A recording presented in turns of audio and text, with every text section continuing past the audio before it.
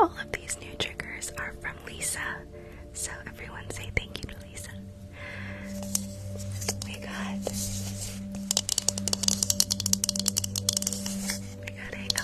a coconut shell.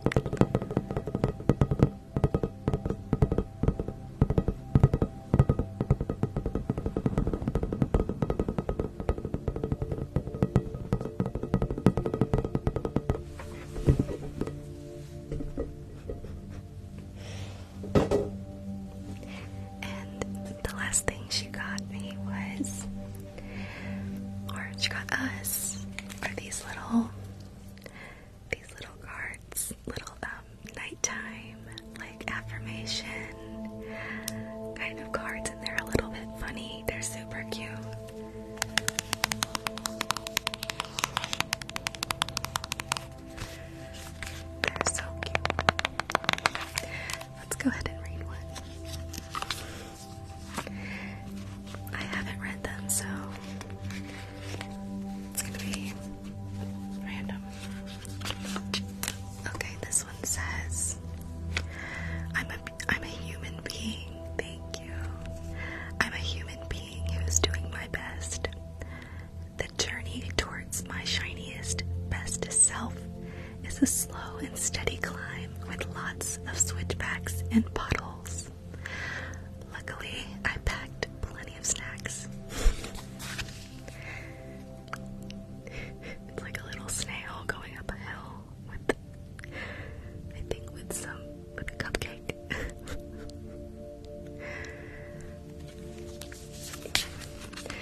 So cute.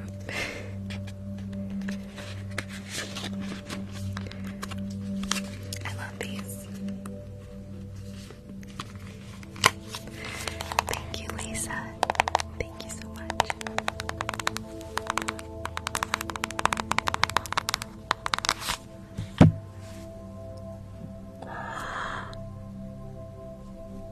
Whoa. Oh my gosh. Wow, thank you. Thank you, thank you, thank you. That was amazing. I've never seen that one. That one must be new. Thank you so much. That was awesome. Okay, let's do slime. Or should we do thunder? Yeah, let's do thunder. Ah, thank you. Let's do thunder at 100,000 likes.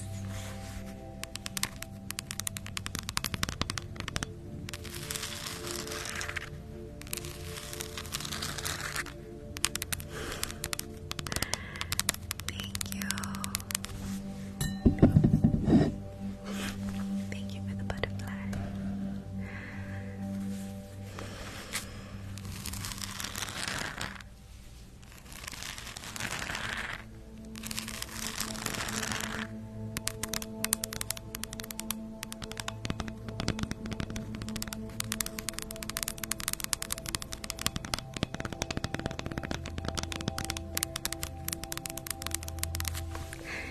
The nails are black with little blue butterflies this week. New Moon, she's one of my subscribers, and she's always coming through with the amazing gifts. I let her choose this week because I could not get a hold of Penny. So hopefully we'll be able to I'll be able to get a hold of her for next week.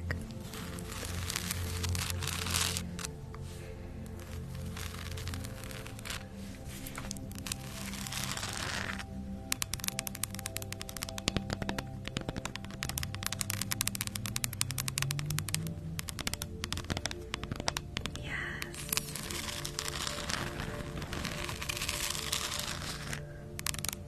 Thank you. Thank you, Susan. Thank you, Susan. Thank you.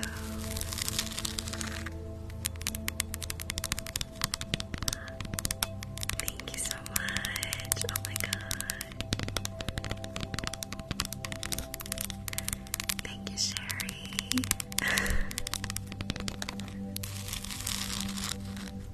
Whoa.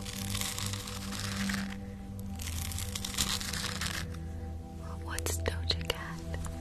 Doja Cat, is that another ASMR artist? That sounds familiar.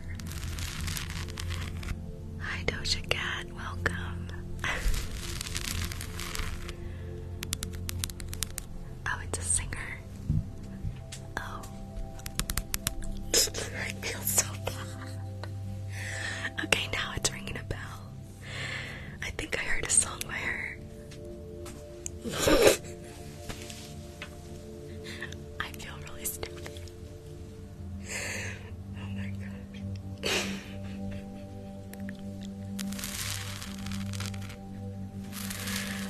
As you can tell, I'm kind of behind on the latest music. I don't keep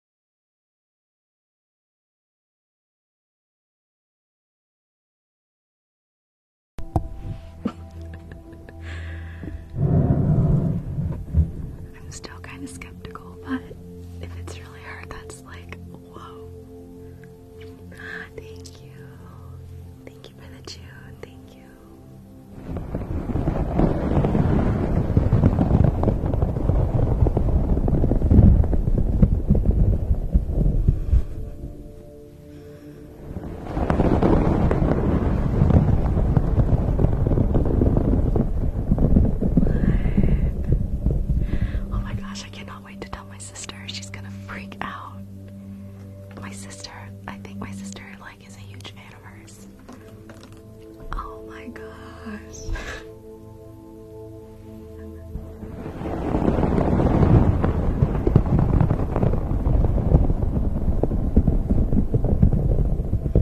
Like, how did that happen?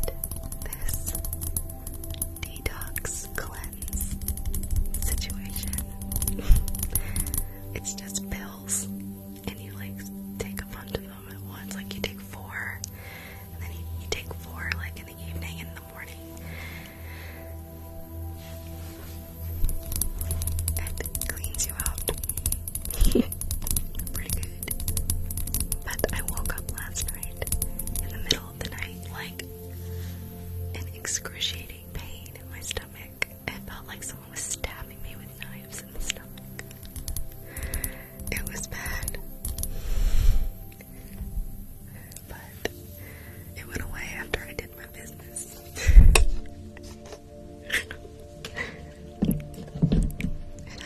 It hasn't happened again, so I was like scared for a second. I was like, something's wrong with me. Like, it was bad. But I'm gonna stick with it. Hopefully it'll make me, feel like lighter and refreshed. That's the goal.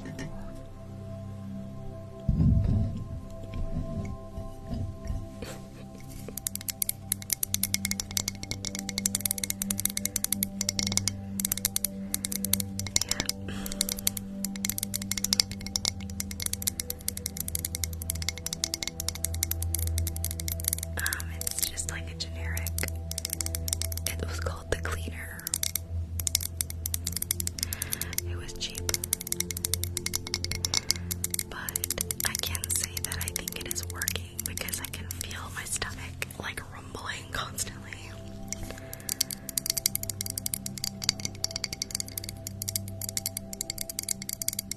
It's called the Cleaner.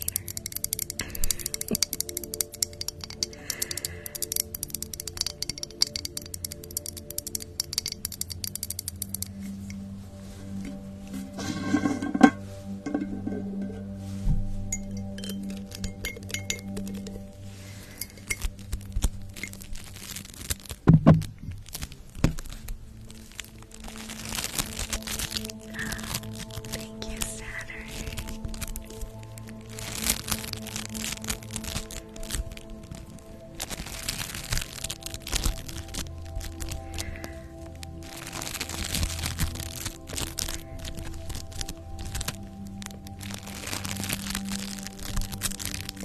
Well, the reason I think I was in so much pain is because I took 4 like around 6 or 7 in the evening last night, and it said to wait until the morning, but I was like, let's just get a jump start on it, so I took 4 more.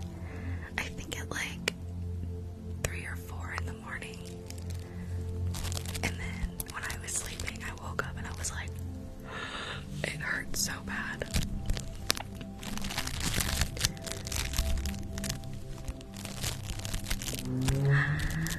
Louisa, the train. Oh my goodness. Thank you, love. Thank you for the train.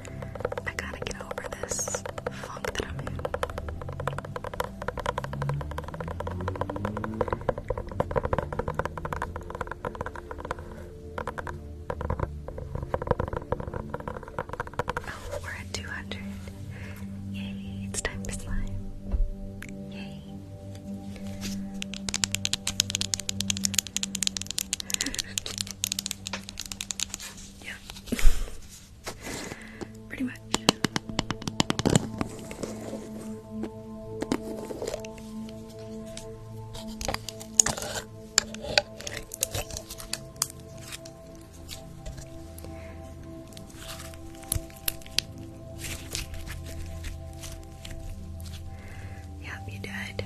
You did, you did. I got it on the screen recording though, so we're good. Thank you. Oh my gosh. Thank you for the galaxy. Thank you, thank you, thank you, thank you.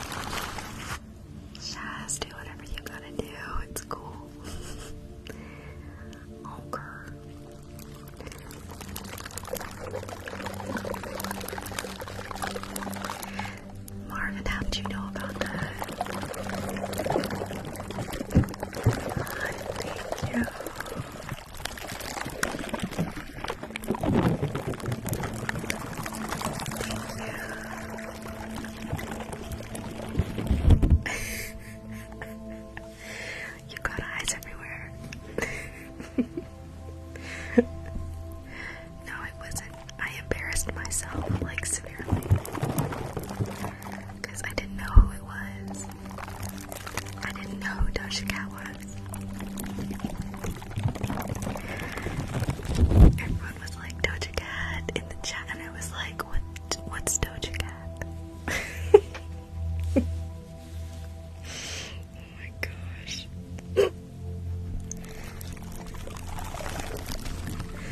Oh my goodness.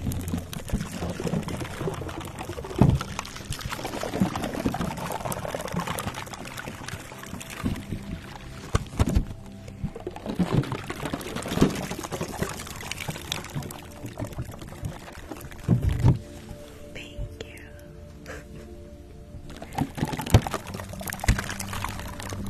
Hi, Luke.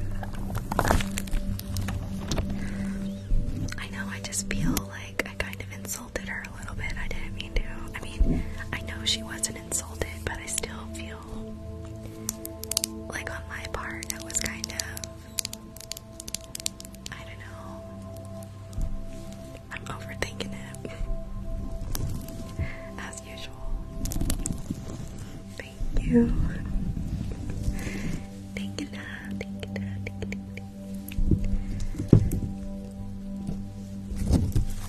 Let's get to 300,000 so we can do. Thank you. So we can do beeswax.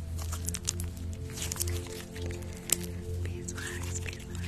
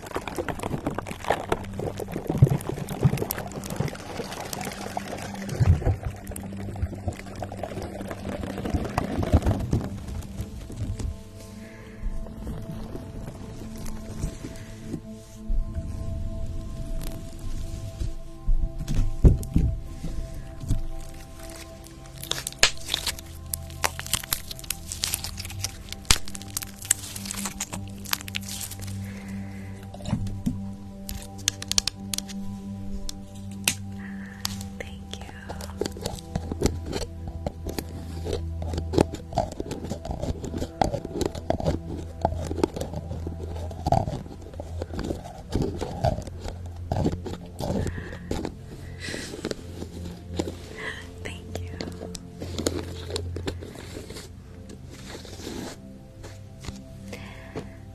Yeah. Oh, guess what? I also finished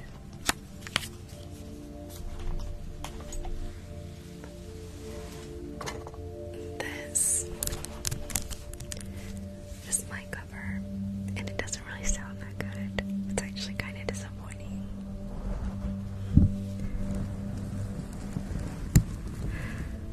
But it looks pretty.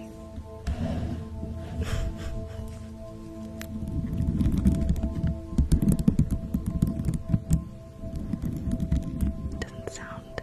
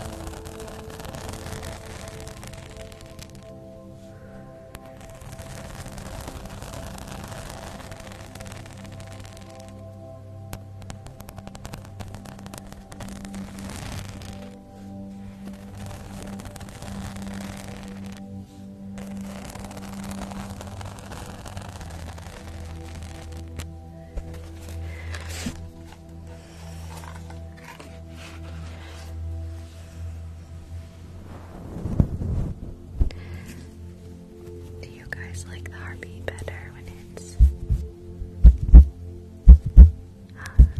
Thank you.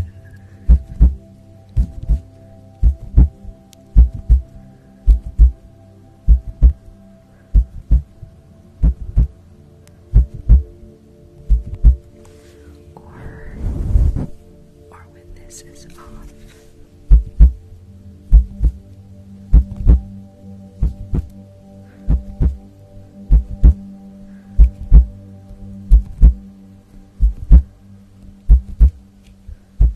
Which one's better?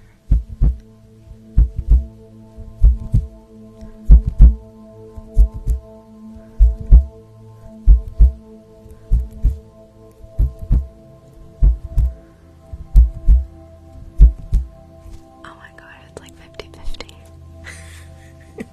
Off, on, off, on, off.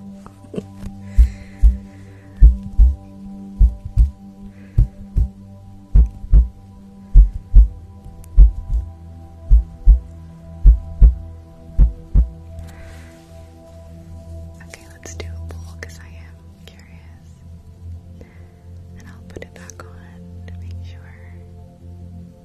Alright, off or on?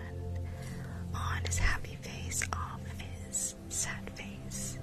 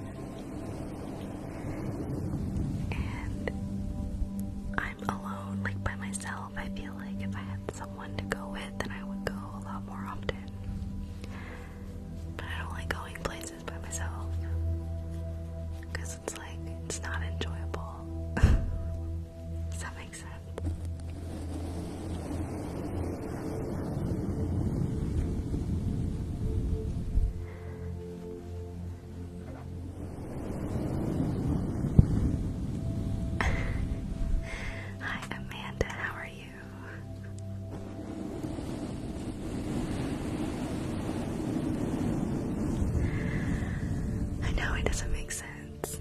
I don't know, 4,000 people are looking at me right now.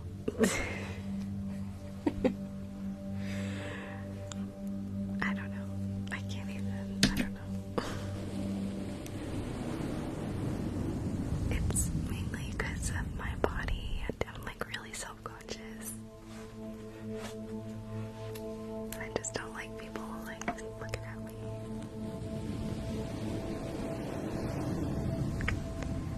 I'm not the most confident person in the world. Aww. Thank you so much for being here, girl.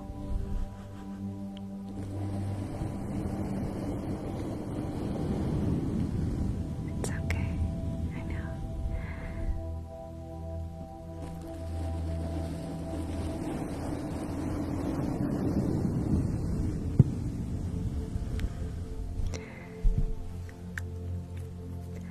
Thank you.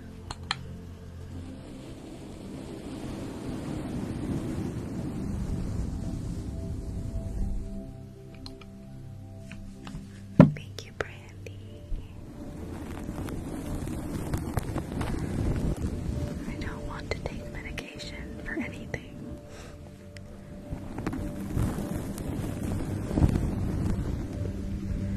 I want to be natural.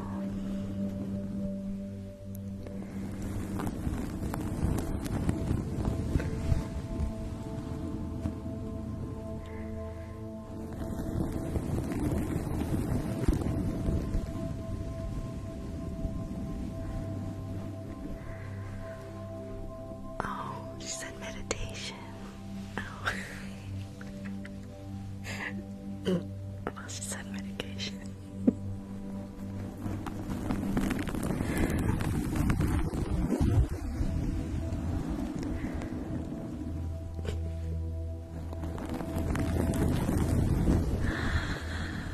Oh my gosh, thank you.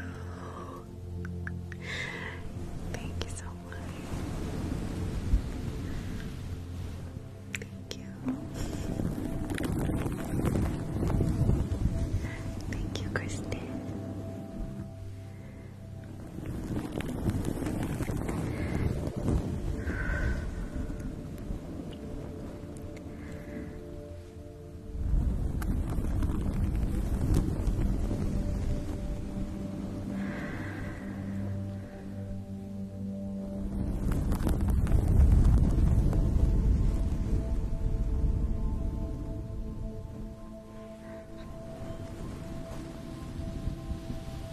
Thank you guys, you're so sweet. I did my training yesterday, my physical trainer. We did a virtual session. And it seemed a lot harder than it usually did. Thank you for this sweet. Thank you.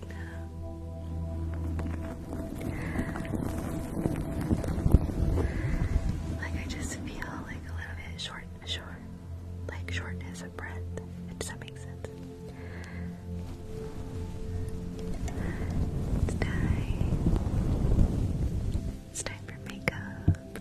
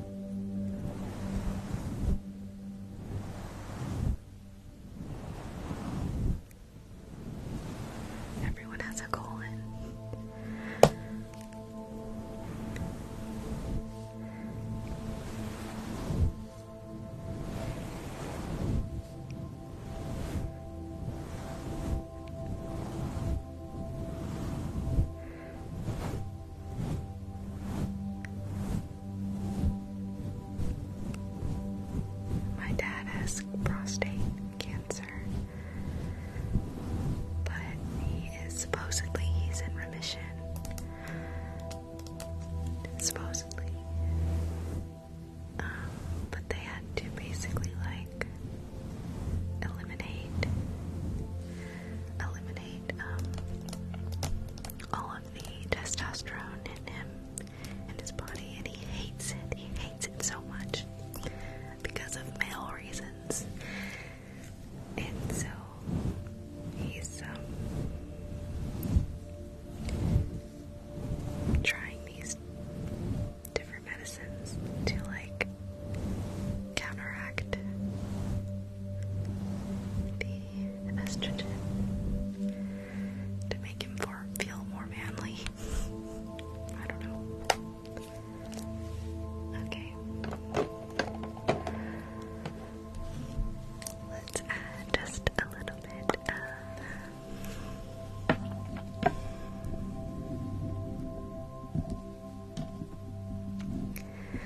well, if his testosterone goes up, then there's a higher risk that the cancer will come back, because the prostate cancer, it feeds on testosterone.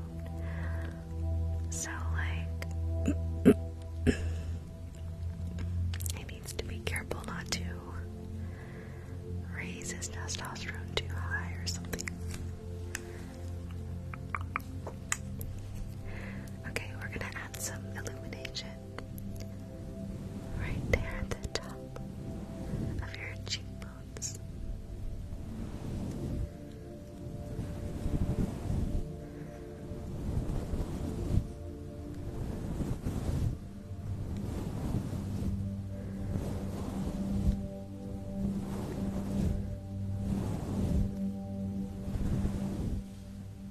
That's pretty.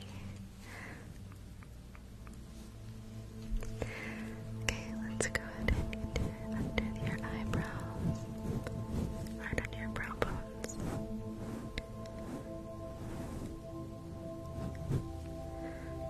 Good. Okay. Blush. He's good. My dad's healthier than I am, to be honest. He has a lot more energy than I have.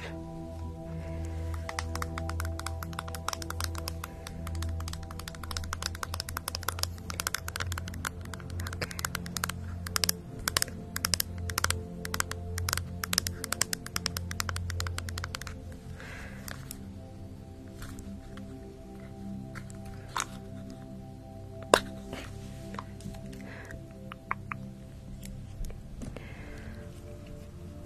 Just a little bit of blush, just to add a little bit of color.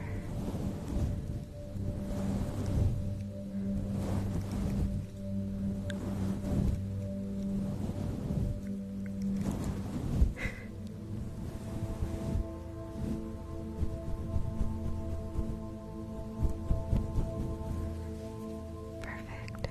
That's just enough.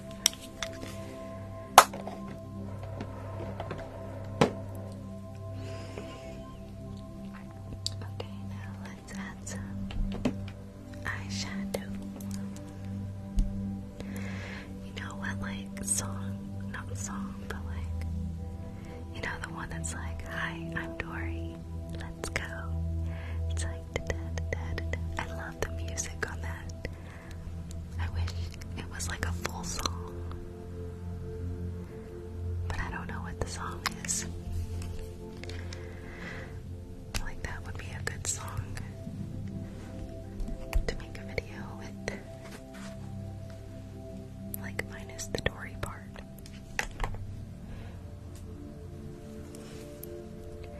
Okay.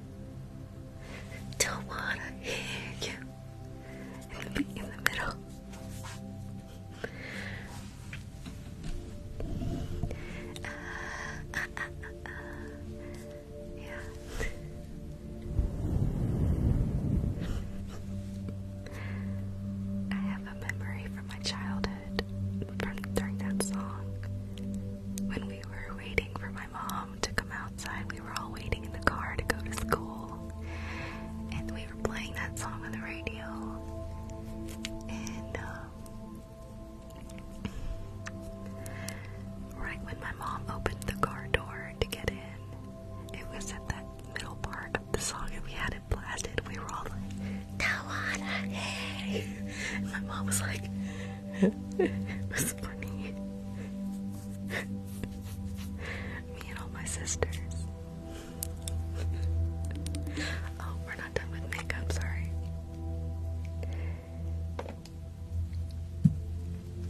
Should we do the bottom lashes?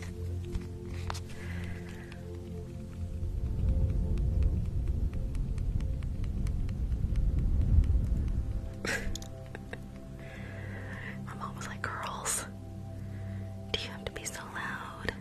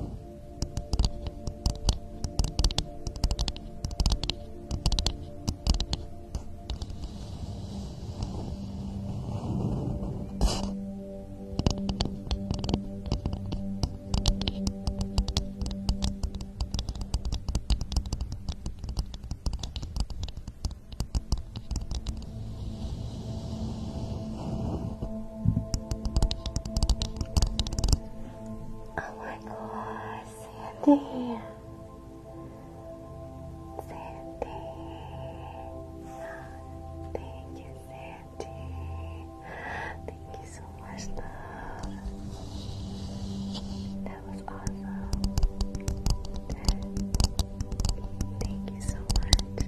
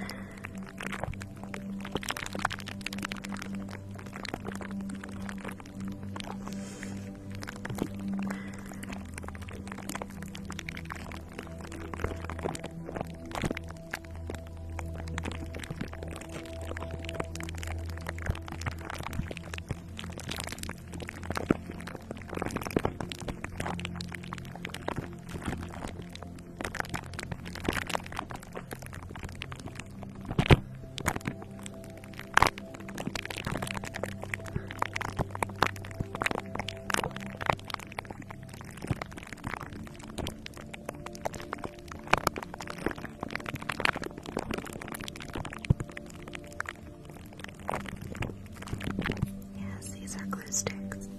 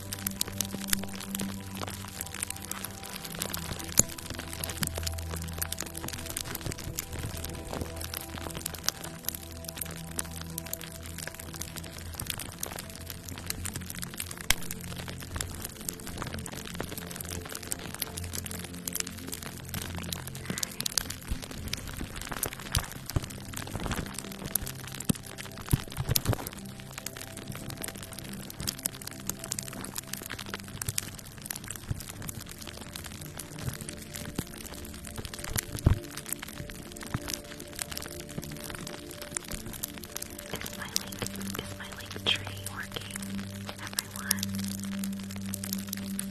Or is that just one person?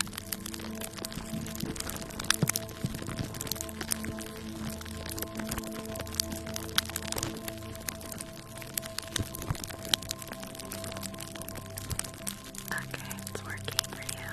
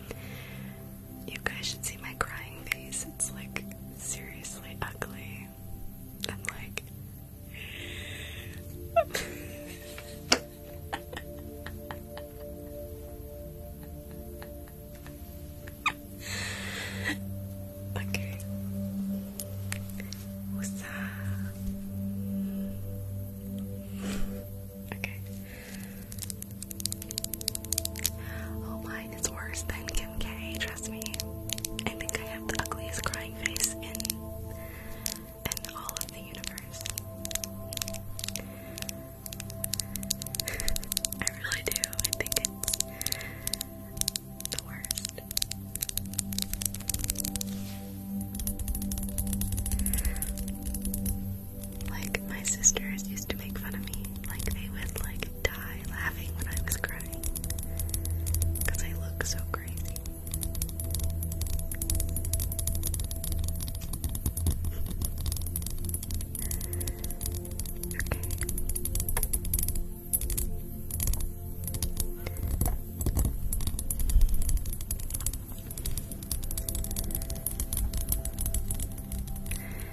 It's like hard to feel, it's like hard to take me seriously when I'm crying because of how crazy my face looks. Like all you can think about is how crazy her face looks. Like I don't even know what she's talking about.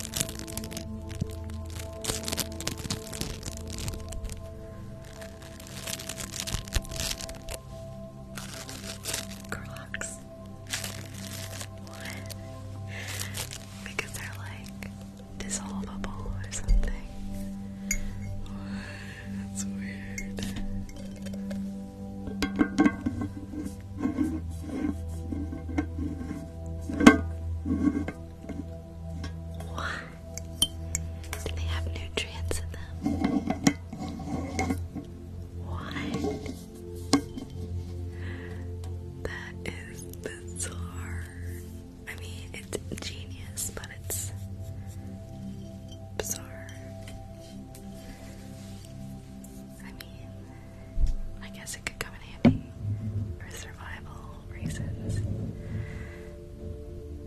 Oh my gosh. I hope your dog's okay.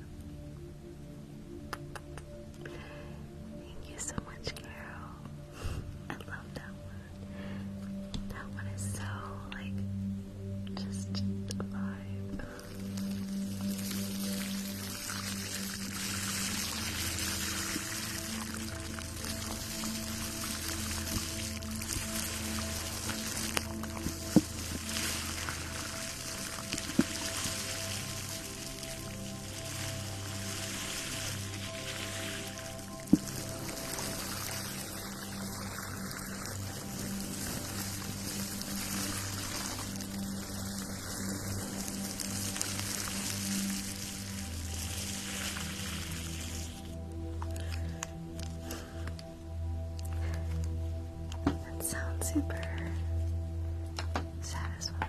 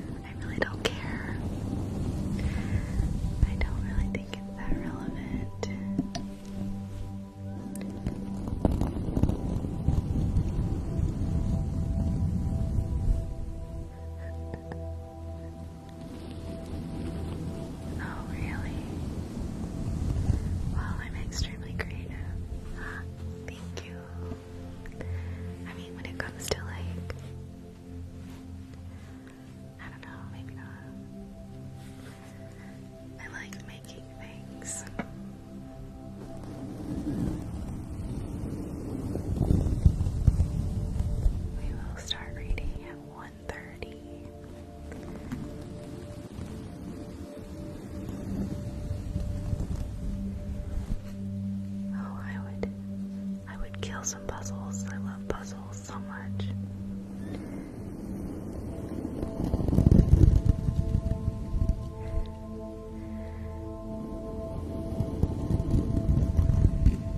Oh, thank you. Thank you for the flowers, Krista. I love puzzles.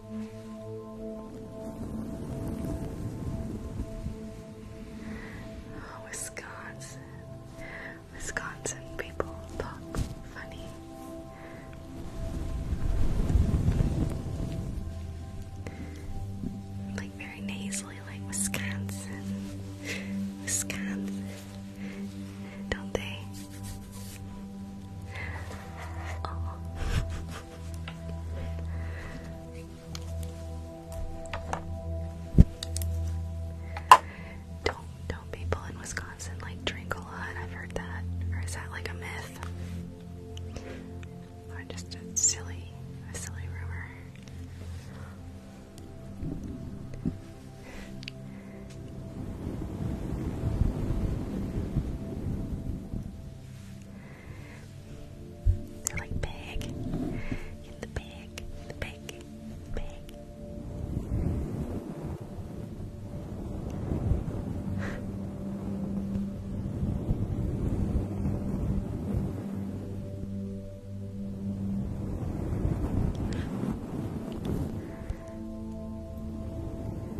I dated a guy briefly who was from Wisconsin, and his accent was so thick.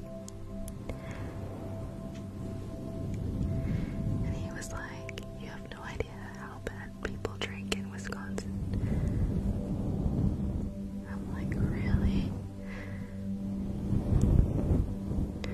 Maybe because it's like so boring.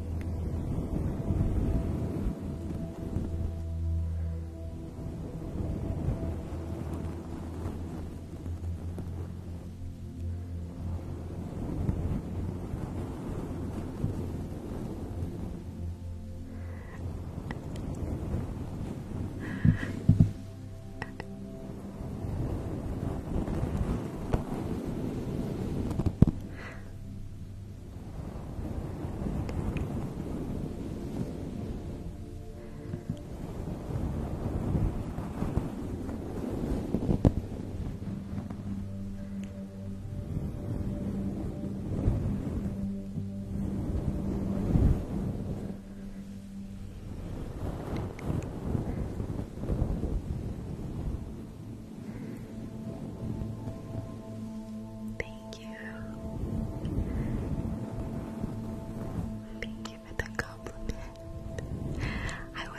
It didn't hurt my feelings.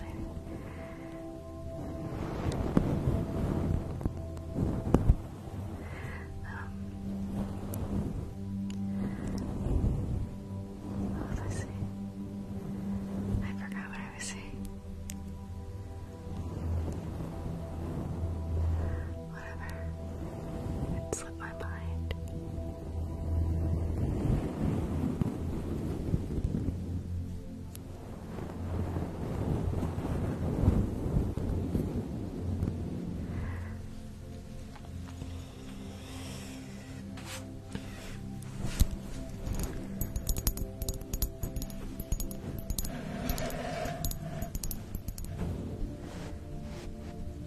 Oh, beer.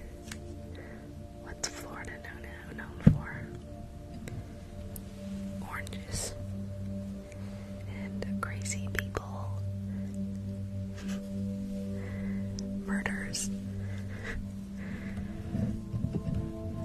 Drug smugglers.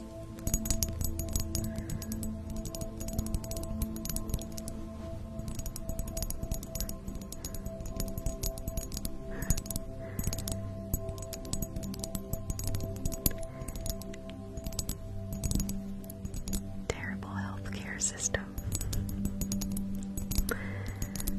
At least along the coast. I don't know about like the big cities, but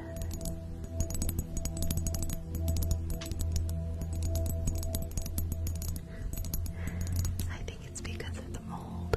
People are constantly surrounded by mold, and it affects your brain.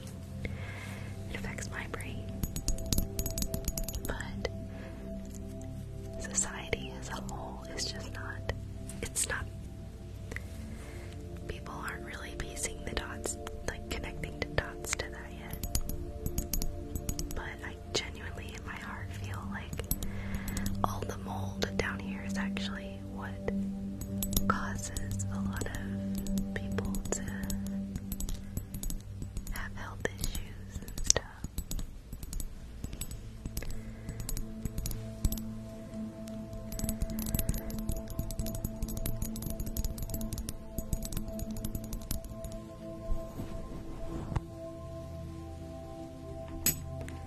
I'm just saying, in houses everywhere, it's because mold grows where there's lots of moisture and where it's warm. So Florida is just like Florida is like a breeding ground for all kinds of different kind of toxic mold.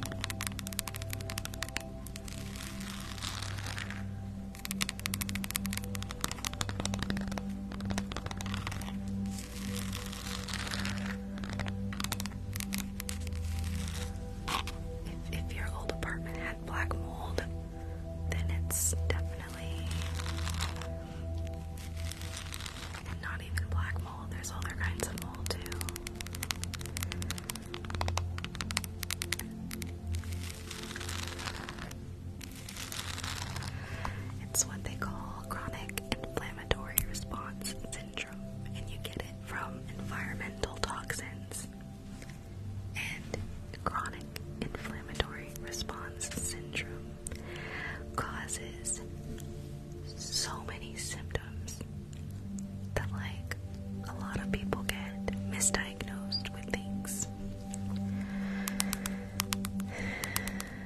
So many different symptoms, like from your mental health all the way to your physical health. It can cause so many different symptoms. It's like, and I feel like a lot of people aren't acknowledging that that's probably what the root cause is. Doctors think it's controversial, but my gut instinct is telling me that it's a lot more common than people think.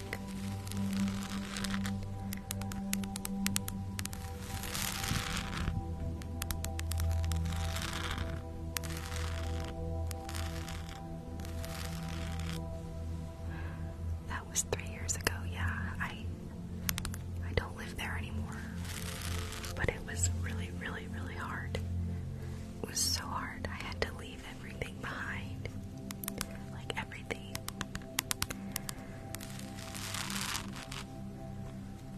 It stunk. It smelled so bad.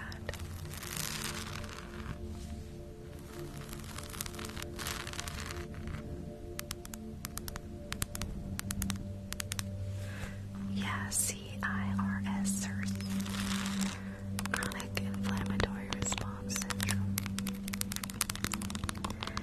And that is what's, I think, causing me all these problems. And that's why I don't bother with the doctors, because it's, you have to, like, go to a specialist. They don't have them here, really. And I don't even trust those, because they just want your money. You know? They don't want to help you. They just want your money.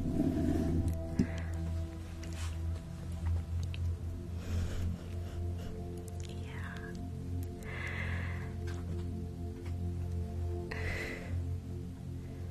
That's why I'm just trying to take care of it on my own, you know? Just try to be as healthy as I can. Thank you for the target. Alright, let's go ahead and get ready to read.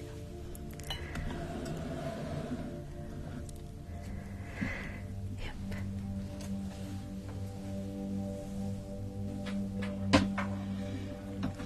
I don't have a doctor, no. I don't even have health insurance.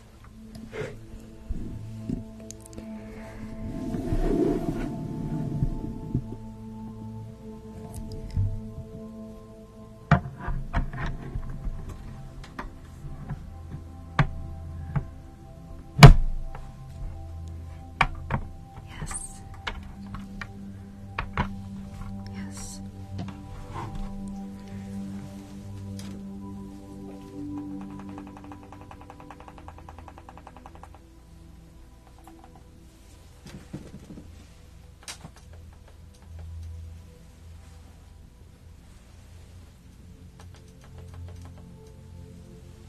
Okay. Okie dokie.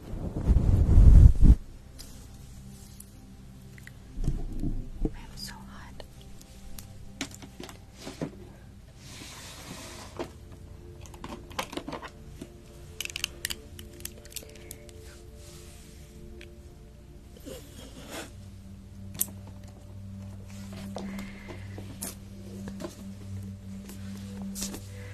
I look so silly.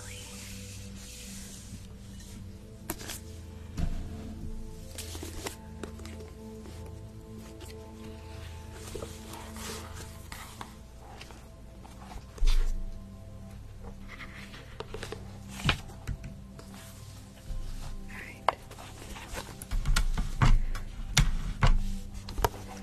Right now we are in the middle of chapter 5. Thank you.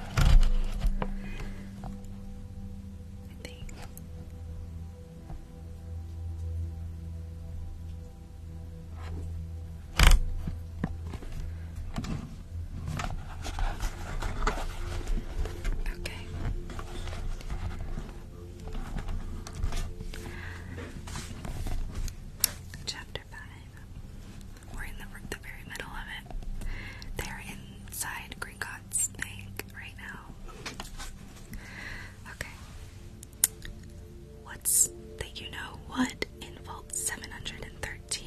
Harry asked. Can't tell you that, said Hagrid mysteriously.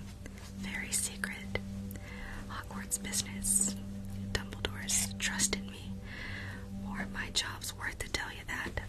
Griphook held the door open for them. Harry, who hadn't expected more marble, was surprised. They were in a narrow stone passageway, lit with flaming torches. It sloped steeply downward, and there were little railway tracks on the floor. Griphook whistled with a small cart came hurtling up the tracks toward them. They climbed in, Hagrid with some difficulty, and they were off. At first, they just hurtled through a maze of twisting passages. Harry tried to remember left, right, right, left, middle fork, right, left, but it was impossible.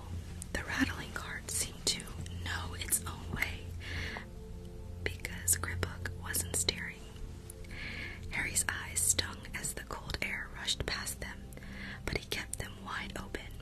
Once he thought he saw a burst of fire at the end of a passage and twisted around to see if it was a dragon, but too late. They plunged even deeper, passing an underground lake where a huge stalactites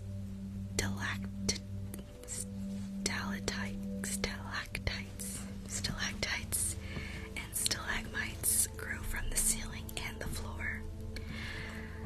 I never know, Harry called to Hagrid over the noise of the cart. What's the difference between a stalagmite and a stalactite? Stalagmites got an in it, said Hagrid, and don't ask me questions just now. I think I'm gonna be sick. Stalagmite has in it. Okay. He did look very green, and the cart stopped at last beside a small door in the passage wall. Hagrid got out and had to lean against the wall to stop his knees from trembling. Griphook unlocked the door. A lot of green smoke came billowing out, and as it cleared, Harry gasped. Inside were mounds of gold coins, columns of silver, heaps of little bronze nuts. All yours, smiled Hagrid. All Harry's. It was incredible. The Dursleys couldn't have known about this, or they'd have had it from him faster than blinking.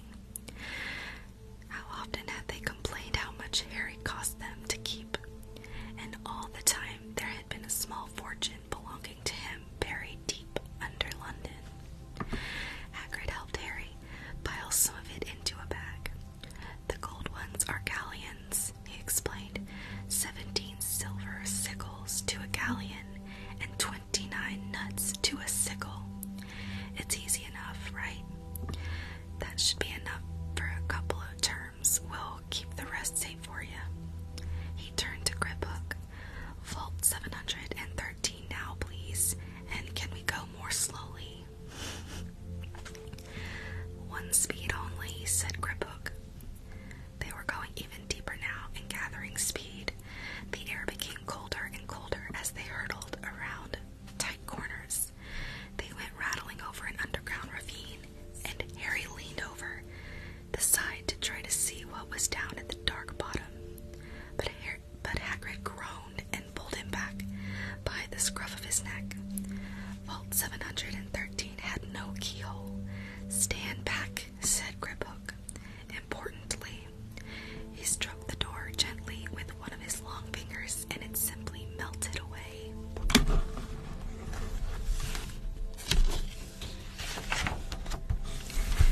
If anyone but a Gringotts goblin tried that, they'd be sucked through the door and trapped in there, said Griphook. How often do you check to see if anyone's inside? Harry asked. About once every 10 years, said Griphook with a rather nasty grin. Something really extraordinary had to be inside this top security vault. Harry was sure that he leaned forward eagerly, expecting to see fabulous jewels at the very least. But at first,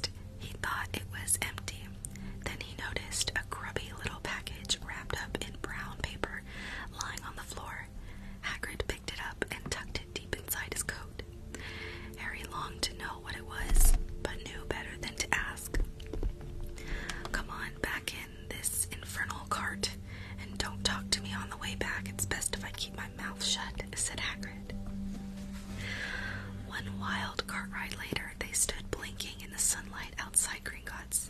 Harry didn't know where to run first, now that he had a bag full of money. He didn't have to know how many galleons there were to a pound to know that he was holding more money than he'd had in his whole life. More money than even Dudley ever had. Might as well get your uniform, said Hagrid, nodding toward Madame Malkin robes. Madame Malkin's robes for all occasions. Listen, Harry, would you mind if I slipped off for a pick-me-up in the leaky cauldron? I hate them Gringotts carts.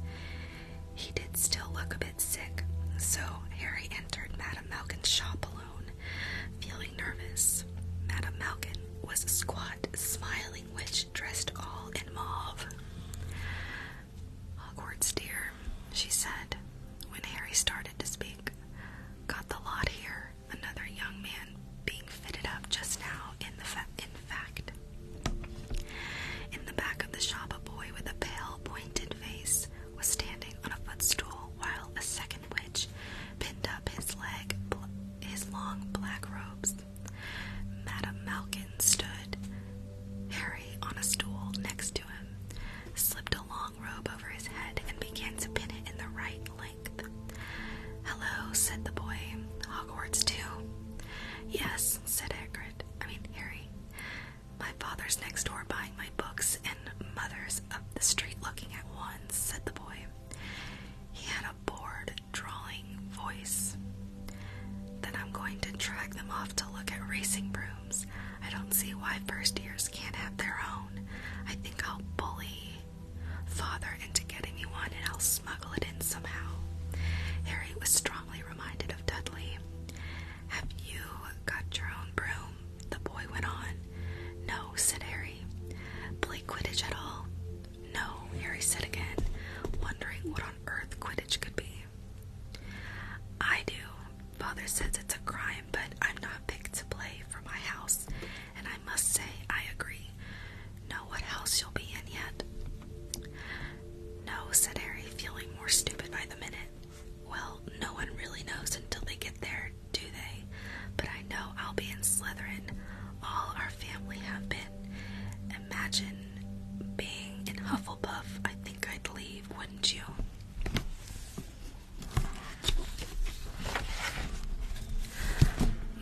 Said Harry, wishing he could say something a bit more interesting. I say, look at that man, said the boy suddenly, nodding toward the front window. Hagrid was standing there grinning at Harry and pointing at 2 large ice creams to show he couldn't come in. That's Hagrid, said Harry, pleased to know something the boy didn't. He works at Hogwarts. Oh, said the boy, I've heard of him. He's sort of a servant, isn't he? He's the gamekeeper, said Harry. He was liking the boy less and less every second. Yes, exactly, I heard he's sort of savage. Lives in a hut on the school grounds, and every now and then he gets drunk, tries to do magic, and ends up setting fire to his bed. I think he's brilliant, said Harry coldly. Do you? Said the boy with a slight sneer. Why is he with you? Where are your parents? They're dead, said Harry shortly. He didn't feel much like going into the matter with this boy. Oh, sorry, said the other, not sounding sorry at all. But they were our kind, weren't they? They were a witch and wizard, if that's what you mean. I really don't think they should let the other sort in, do you? They're just not the same. They've never been brought up to know our ways. Some of them have never even heard of Hogwarts until they get the letter. Imagine. I think they should keep it in the old wizarding families. What's your surname anyway? But before Harry could answer, Madame Malkin said, That's you done, my dear, said Harry. And Harry, not sorry for an excuse to stop talking to the boy, hopped down from the footstool. Well, I'll see you at Hogwarts, I suppose, said the drawling boy. Harry was rather quiet as he ate the ice cream Hagrid had brought him, chocolate and raspberry with chopped nuts. What's up, said Hagrid. Nothing, Harry lied. They stopped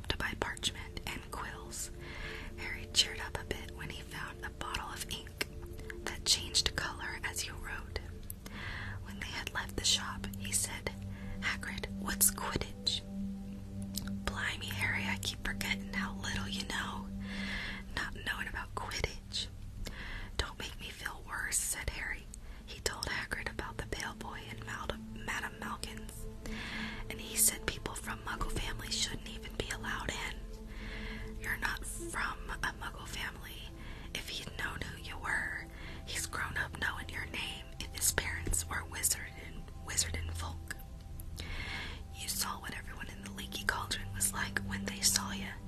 Anyway, what does he know about it? Some of the best I ever saw were the only ones with the magic in them, in a long line of muggles. Look at your mom. Look what she had for a sister. So, what is Quidditch?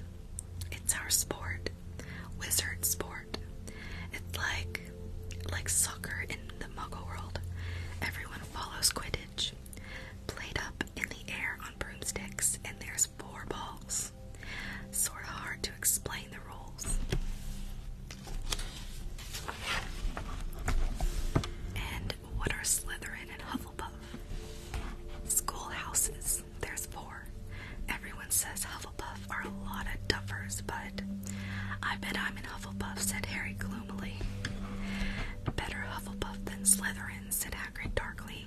There's not a single witch or wizard who went bad who wasn't in Slytherin. You know who was one. You know who was at Hogwarts. Years and years ago, said Hagrid. They brought Harry's school books in a shop called Flourish and Blots, where the shelves were stacked to the ceiling with books as large as paving stones bound in leather. Books the size of postage stamps in covers of silk, books full of peculiar symbols, and a few books with nothing in them at all. Even Dudley, who never read anything, would have been wild to get his hands on some of these. Excuse me. Hagrid almost had to drag Harry away from curses and counter curses, bewitch your friends and befuddle your enemies with the latest revenges, hair loss, jelly legs, tongue tying, and much, much more, by Professor Vindictus Viridian. I was trying to find out how to curse Dudley. I'm not saying that's not a good idea, but you're not to use magic in the Muggle world, except in very special circumstances, said Hagrid. And anyway, you couldn't work any of them curses yet. You'll need a lot more study before you get to that level. Hagrid wouldn't let Harry buy a solid gold cauldron either. It says pewter on your list, but they got a nice set of scales for weighing potion ingredients, and a collapsible brass telescope. Then they visited the apothecary, which was fascinating enough to make up for its horrible smell, a mixture of bad eggs and rotted cabbages. Barrels of slimy stuff stood on the floor, jars of herbs, dried roots, and bright powders lined the walls.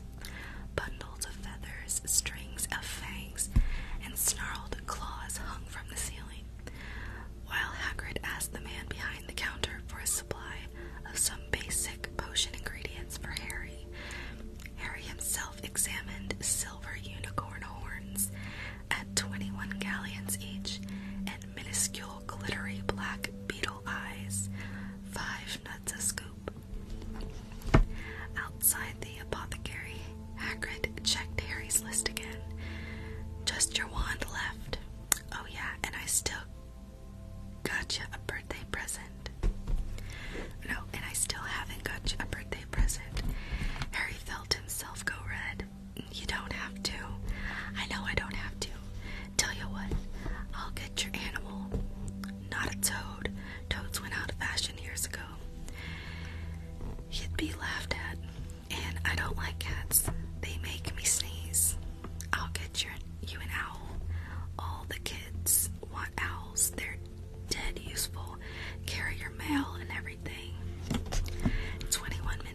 20 minutes later, they left Aelop's Owl Emporium, which had been dark and full of rustling and flickering jewel bright eyes.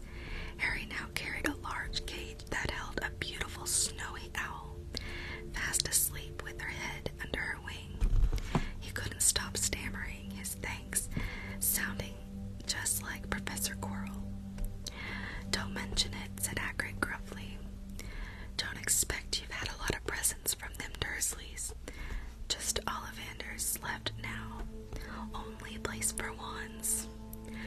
Ollivanders, and you gotta have the best wand.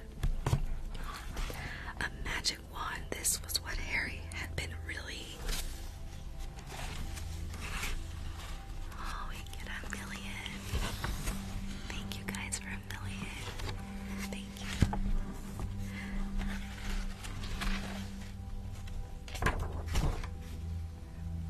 Wait, where did I go? Okay, this was what Harry had been really looking. Wait. Oh, looking forward to. Silly. The last shop was narrow and shabby. Peeling gold letters over the door read Ollivanders, makers of fine wands since 382 BC. A single wand lay on a faded purple cushion in the dusty window. A tinkling bell rang somewhere in the depths of the shop as they stepped inside. It was a tiny place, empty except for a single, spindly chair that Hagrid sat on to wait. Harry felt strangely as though he had entered a very strict library. He swallowed a lot of new questions that had just occurred to him and looked instead at the thousands of narrow boxes piled neatly right up to the ceiling. For some reason, the back of his neck prickled. The very dust and silence in here seemed to tingle with some secret magic. "Good afternoon," said a soft voice. Harry jumped. Hagrid must have jumped too, because there was a loud crunching noise, and he got quickly off the spindly chair. An old man was standing before them, his wide, pale eyes shining like moons through the gloom of the shop. "Hello," said Harry awkwardly. "Ah, yes," said the man. Yes. I thought I'd be seeing you soon, Harry Potter." It wasn't a question. "You have your mother's eyes. It seems only yesterday she was in here herself, buying her first wand, 10¼ inches long, swishy, made of willow, nice wand for a charm work." Mr. Ollivander moved closer to Harry. Harry wished he would blink. Those silvery eyes were a bit creepy. "Your father, on the other hand, favored a mahogany wand, 11 inches, pliable, a little more power and excellent for transfiguration." "Well, I say your father favored it. It's really the one that chooses a wizard, of course." Mr. Ollivander had come so close that he and Harry were almost nose to nose. Harry could see himself reflected in those misty eyes. And that's where Mr. Ollivander touched the lightning scar on Harry's forehead with a long, white finger. "I'm sorry to say I sold the one that did it," he said softly. 13½ inches. You, powerful wand, very powerful, and in the wrong hands. Well, if I'd known what that wand was going out into the world to do. He shook his head and then, to Harry's relief, spotted Hagrid. Rubius Hagrid, how nice to see you again. Oak, 16 inches, rather bendy, wasn't it?" "It was, sir, yes," said Hagrid. "Good one, that one. But I suppose they snapped it in half when you got expelled," said Mr. Ollivander, suddenly stern. Yes, they did, yes," said Hagrid, shuffling his feet. "I've still got the pieces, though," he added brightly. "But you don't use them," said Mr. Ollivander sharply. No, sir," said Hagrid quickly. Harry noticed he gripped his pink umbrella very tightly as he spoke. Said Mr. Ollivander, giving Hagrid a piercing look. "Well now, Mr. Potter, let me see." He pulled a long tape measure with silver markings out of his pocket. "Which is your wand arm?" Well, I'm right-handed," said Harry. "Hold out your arm, that's it." He measured Harry from shoulder to finger. shoulder to floor, knee to armpit, and around his head. As he measured, he said, every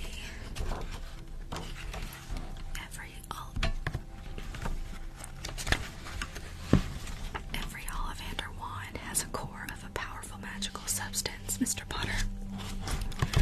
We use unicorn hairs, phoenix tail feathers, and the heartstrings of dragons. No two Ollivander wands are the same, just as no two unicorns, dragons, or phoenixes are quite the same. And of course, you will never get such good results with another wizard's wand. Harry suddenly realized that the tape measure, which was measuring between his nostrils, was doing this on its own. Mr. Ollivander was fluttering around the shelves, taking down boxes. "That will do," he said, and the tape measure crumpled into a heap on the floor. "Right then, Mr. Potter, try this one. Beechwood and dragon heartstring, 9 inches. Nice and flexible. Just take it and give it a wave." Harry took the wand and, feeling foolish, waved it around a bit, but Mr. Ollivander snatched it out of his hand almost at once.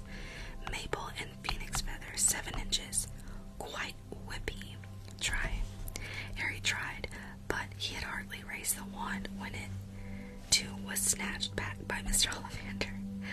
No, here, ebony and unicorn hair, 8.5 inches, springy. Go on, try it out." Harry tried and tried. He had no idea what Mr. Ollivander was waiting for. The pile of tried wands was mounting higher and higher on the spindly chair. But the more wands Mr. Ollivander pulled from the shelves, the happier he seemed to become. "Tricky customer, eh? Not to worry. We'll find the perfect match here somewhere. I wonder now. Yes, why not? Unusual combination. Holly and phoenix feather, 11 inches, nice and supple." Harry took the wand. He felt sudden warmth in his fingers. He raised the wand above his head, brought it swishing down through the dusty air, and a stream of red and gold sparks shot from the end like a firework, throwing dancing spots of light on the walls.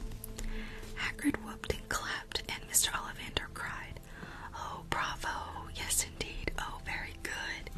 Well! How curious! How very curious!" He put Harry's wand back into its box and wrapped it in brown paper, still muttering, "Curious! "Sorry," said Harry, "but what's curious?" Mr. Ollivander fixed Harry with his pale stare. "I remember every wand I've ever sold, Mr. Potter. Every single wand. It so happens that the phoenix, whose tail feather is in your wand, gave another feather. Just one other. It is very curious indeed that you should be destined for this wand when its brother gave you that scar." Harry swallowed. "Yes, 13.5 inches. You curious indeed how these things happen. The wand chooses the wizard, remember. I think we must expect great things from you, Mr. Potter. After all, he who must not be named did great things.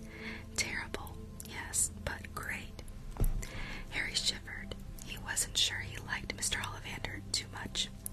He paid 7 gold galleons for his wand, and Mr. Ollivander bowed them from his shop. The late afternoon sun hung low in the sky as Harry and Hagrid made their way back down Diagon Alley, back through the wall,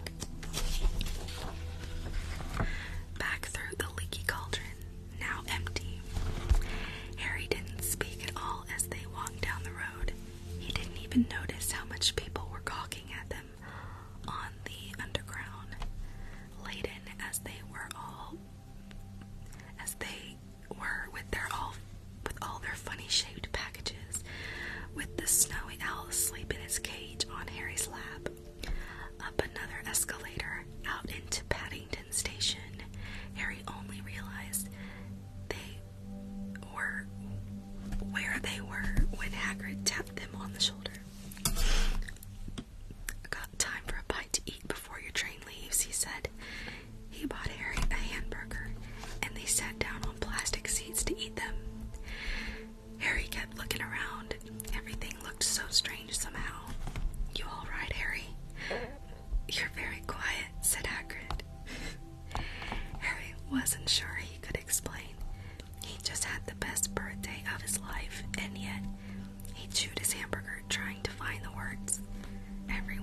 guess I'm special, he said at last.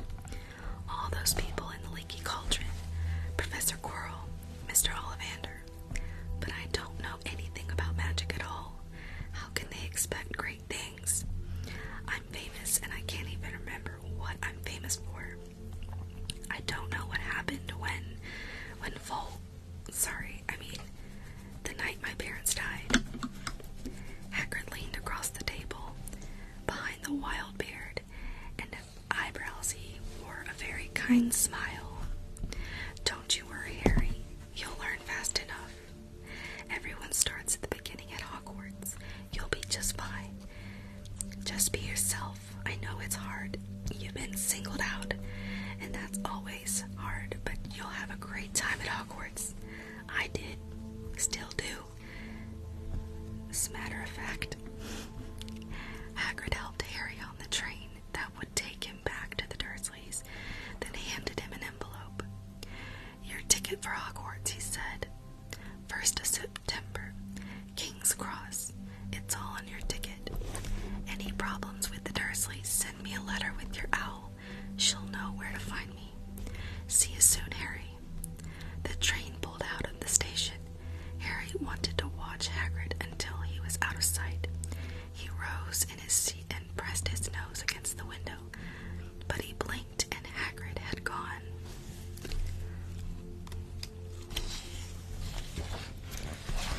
Oh my gosh, we finished just in time, guys.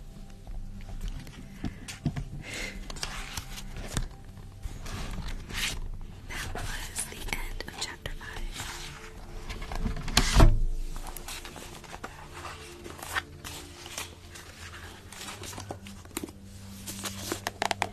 Alright. We gotta figure out who we're gonna raid, everyone.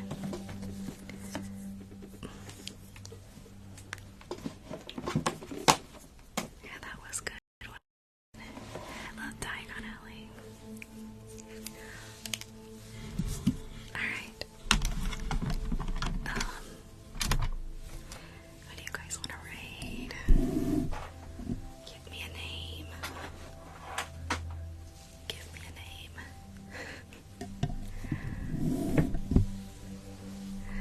We're gonna be raiding someone now, and I want everyone to participate if you can, okay, guys?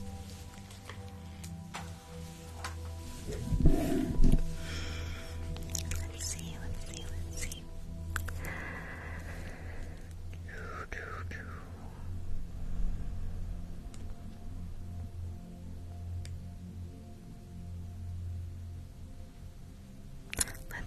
Let's raid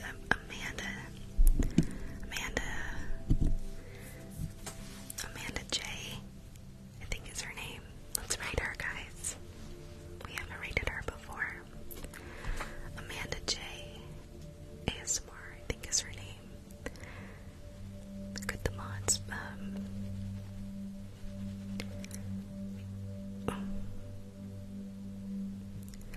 How many people